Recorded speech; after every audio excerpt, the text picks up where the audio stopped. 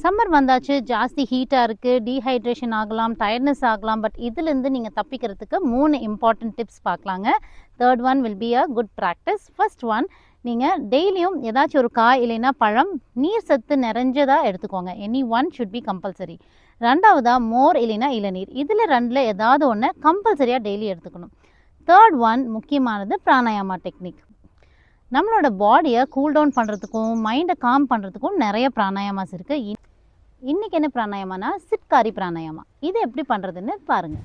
First கண்கள் மூடிக்கலாம். அதுக்கப்புறமா மேலே அண்ட் கீழே 2 ரோ ஆஃப் யோர் டீத்தையும் ஜாயின் பண்ணிவிட்டு இன்ஹேல் பண்ணும்போது ஸ்மைல் பண்ணிவிட்டு இன்ஹேல், எக்ஸேல் பண்ணும்போது மூக்கு வழியாக எக்ஸேல்.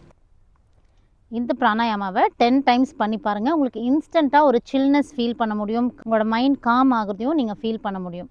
ட்ரை பண்ணி பாருங்கள். இன்னும் அப்கமிங் ரீல்ஸில் என்னென்ன மாதிரி ஃபுட் எடுத்துக்கலாம், எந்த மாதிரி பிராணாயாமாஸ் பண்ணலாம், இல்லை asanas to cool down your body, இதெல்லாம் நம்ம பார்க்கலாம். Stay tune. Have a great summer. By.